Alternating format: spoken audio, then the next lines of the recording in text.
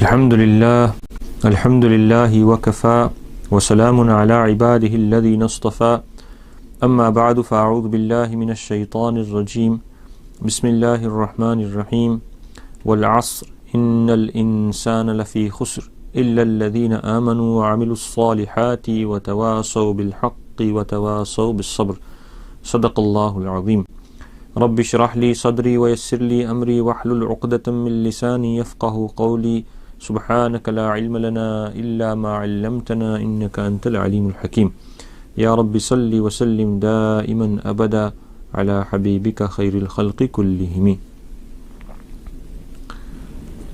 To consider the health of a business, there are annual reviews and balance sheets and reports which are then pored over and discussed in meetings, and solutions are sought. New plans are made, drawn out. Mistakes are acknowledged when there is good practice. Corrections are made, adjustments are made to ensure that the new financial year is better.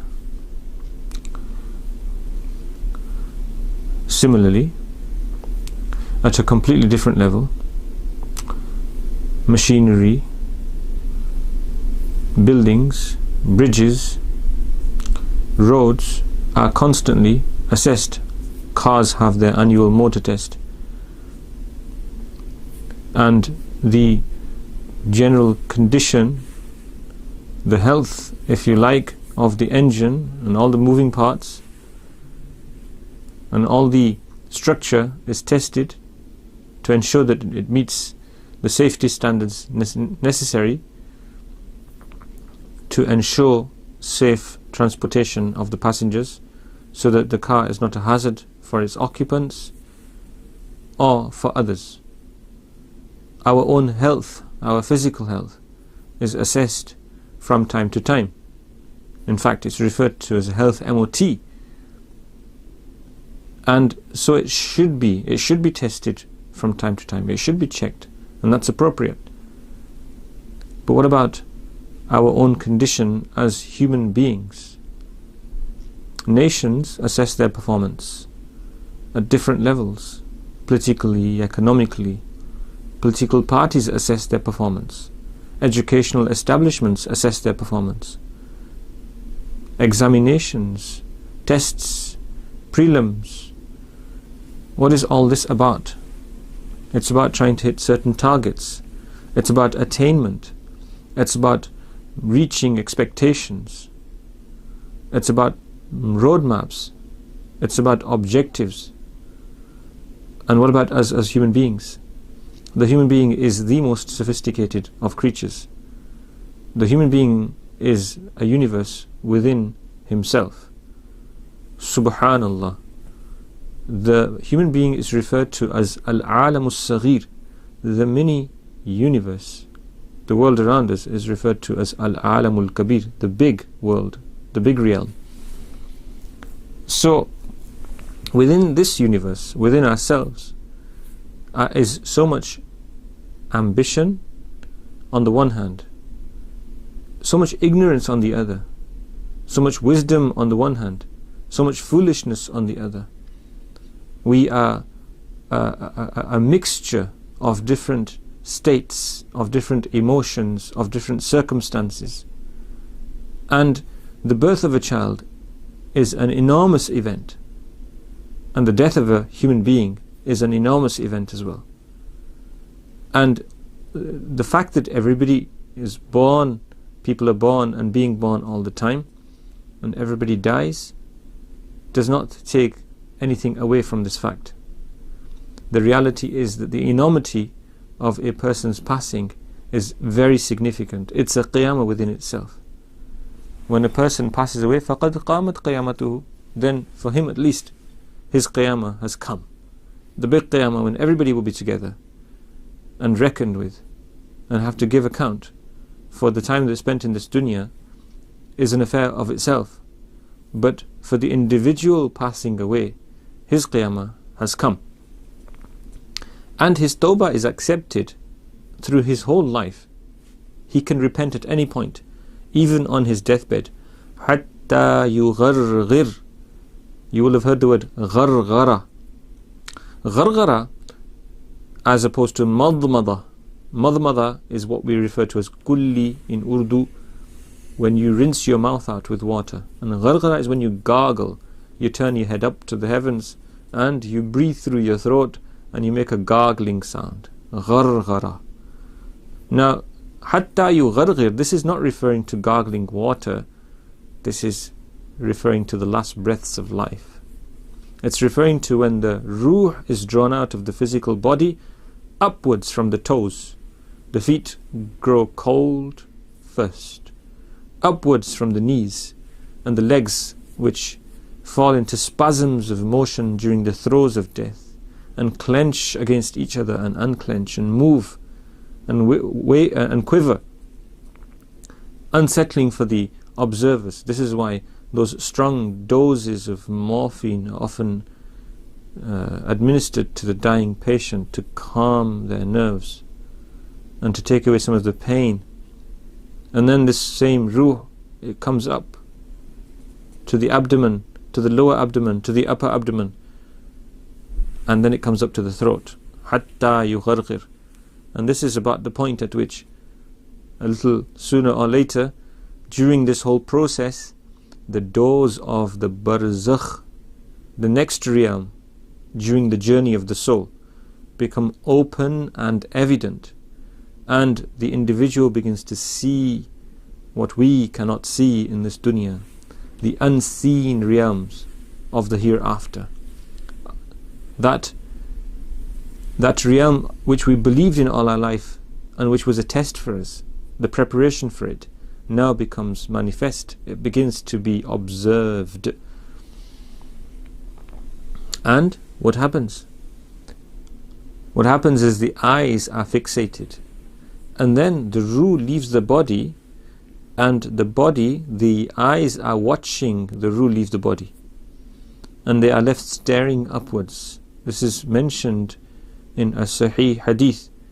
The eyes follow the ruh as it flies, as it escapes the body, as it leaves the body. And so the etiquette is, as you know, you close the eyes after a person has passed away. They have no use for this dunya anymore. You straighten the limbs, you tie the toes together, you straighten the arms, you close the mouth, and you gently tie. You pass a cloth from under the chin and tie a knot over the head so that the mouth remains closed. You straighten the body and then you cover the body. So this situation, those dying moments, this is the culmination of a lifetime. And life exists within the context of time. And it is time that Allah mentions, wal asr, by time. Innal insana lafi khusr. The human being is in a great loss. This tanween, this indefinite article, this nunation, lafi khusrin, denotes enormity, a big loss. The human being is in a great loss. Now the context of this loss is time. The oath of time is mentioned here. The token of time is invoked to our hearts and minds. Think, O man, O human being, O insan, wal asr, by time, you, each of you, the human being is in a great loss. The better that you use it, the lesser the loss. But the point is, see, because the exception made afterwards will vary. إِلَّا الَّذِينَ آمَنُوا وَعَمِلُوا الصَّالِحَاتِ وَتَوَاصَوْا بِالْحَقِّ وَتَوَاصَوْا بِالصَّبْرِ. Some will make a greater loss, some a smaller loss. The Mufassirin say, at the end of the day, all of us make losses. The only hasra, remorse and regret, that the people of Jannah will have will be the moments that they wasted away, they squandered, without remembrance of Allah Azza wa Jal. So easy, so hard. The fleeting moments of this life. To focus the heart, to let it wander. And this is the lifeblood of our existence, this time is. The ulama have said, and you'll have heard it before, that if nothing else besides this surah had been revealed, it would be sufficient. The Sahaba would recite this to each other just to refresh the iman. إِلَّا الَّذِينَ آمَنُوا وَعَمِلُوا الصَّالِحَاتِ وَتَوَاصَوْا بِالْحَقِّ وَتَوَاصَوْا بِالصَّبْرِ. It's short surah. So the Quran says, the surah, Allah says, man is in loss except those who do four things. Except those who believe and perform good deeds and enjoin truth, meaning encourage one another and support one another on this path, and enjoin patience upon one another, meaning encourage one another to be patient on this path. Because when you have your own iman, you believe firmly and you perform good deeds and you encourage others, you are bound to receive some resistance, some opposition, some criticism. Not everybody is going to be happy that you have chosen a path of faith. And then when you try to encourage others, propagate the message, some will find this objectionable. Of course, there's a proper etiquette of da'wah, there's a proper approach, but regardless, people will object. So people may turn against you. So this will require patience and forbearance. وَتَوَاصَوْا بِالصَّبْرِ. And this is also a communal situation. تَوَاصِي بِالْحَقِّ and تَوَاصِي بِالصَّبْرِ. To encourage one another. It's about the whole community. To encourage one another towards the truth. To encourage one another towards sabr. So إِلَّا الَّذِينَ آمَنُوا وَعَمِلُوا الصَّالِحَاتِ. Those who have iman and do good deeds and enjoin truth and enjoin patience are made an exception, in that they don't suffer the loss of those that don't possess these qualities. And all of this must be done within the context of this life. And I began by talking about assessment of the general health of an organization, an institution, a nation, and I came to the point of the general condition and health and assessment of the individual, the human being. So we are being invited again and again to reflect about this, to reflect about how we use our moments, how we use our time. Our Shaykh Maulana Yusuf Mutala Nawwarallahu Marqadahu would frequently mention this point, the gift of the stream of conscience, the thoughts which flow in our minds, which don't cost us anything. And he would say that if we were to simply direct these in the right direction, if our thoughts became positive ones, radiant ones, illuminated ones, nurani ones, that would be enough. This is the remembrance of the inner heart. This is what's demanded from us. This is what we're meant to practice. Our Shaykh, he didn't like having a breast pocket. And so when he would ever have clothes sewn for himself, they would be sewn without the breast pocket. And this is why on occasion, even clothes which were ready sewn and they had a breast pocket, sometimes that would be removed. Why? Because he was so conscious of the fact that what you put next to your heart has an impact on your heart. So what are you carrying? Your wallet? Your credit card? What are you carrying in this pocket? A pen for adornment? What is it that you carry? Shaykh liked to have nothing in this pocket. He didn't even like to have the pocket there, because of his personal taste, because of his acute sense of the heart. He was mentioning one of the previous mashayikh from the shuyukh of Azhar.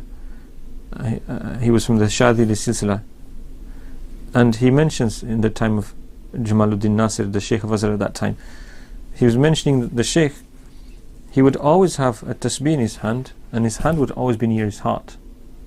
Now he was a very senior person, and you would sometimes see him in royal circles with presidents, with kings, with ministers, with other famous people. You'd see him in traveling around the world, around the Western world, but he'd always have it tasbih in his hand near his heart. Why? Because these people are trained. These mashayikh, what did they do? And what do their elders do with them? They train them to keep an eye on their own heart. The heart. Always focus. إِلَّا مَنْ أَتَى اللَّهَ بِقَلْبٍ سَلِيمٍ. On the day of Qiyamah, the ones who will be preserved from the punishment and the intensity are those who come to Allah with a safe, secure, clean heart. So to protect the heart, the way you protect your clothes, how do we protect our clothes? We're conscious of our clothes. What do? When you're going to do work, you put on an apron, You put on overalls, you change your clothes. If there's a stain, you constantly are conscious of this, you wash it away. And it's not just about physical stains which you can see. If your clothes begin to smell, you've been sweating, what do? You wash them, you change them. You don't want to wear them. You don't want to go into any public place smelling of sweat. And so what is this all about?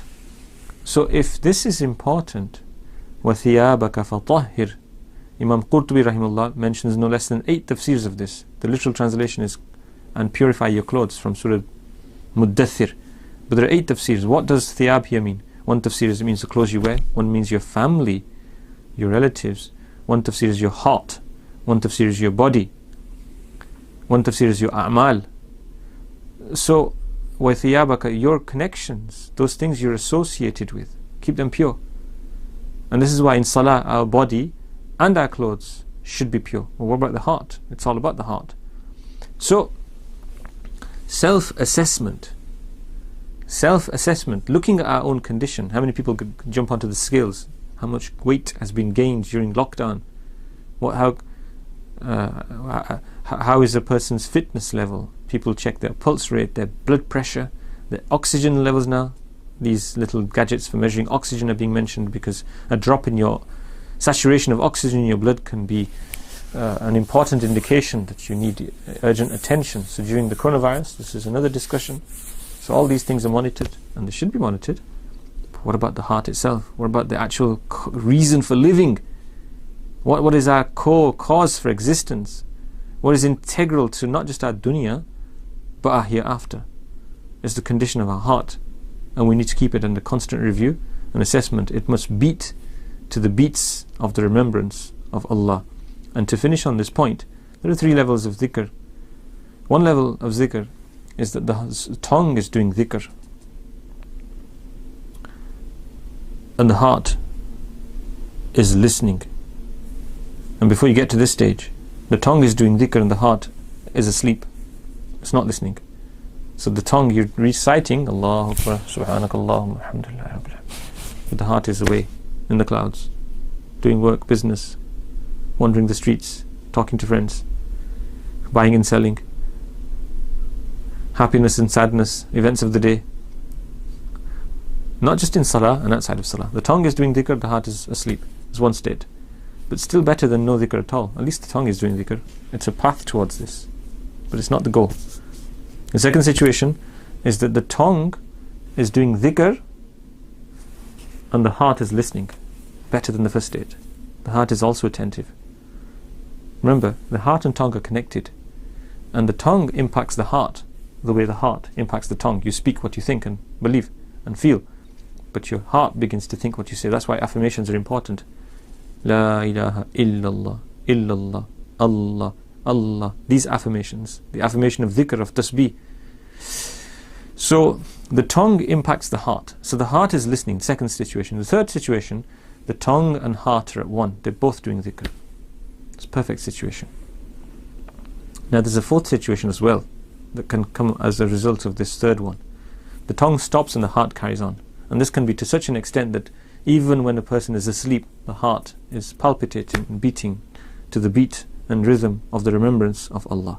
So that if a person wakes up in their sleep and turn over, they don't even know. They take Allah's name and fall back asleep. People near them see this and observe this. That's the ideal situation, this inner remembrance, to ensure that we don't make that great loss. And what I'm sharing with you today is not something which necessitates huge effort, physical effort, sweat. There is no invitation here to stay awake at night and read tahajjud all night. There is no invitation here to spend all day doing fasting and doing tilawat all day, which is a good thing.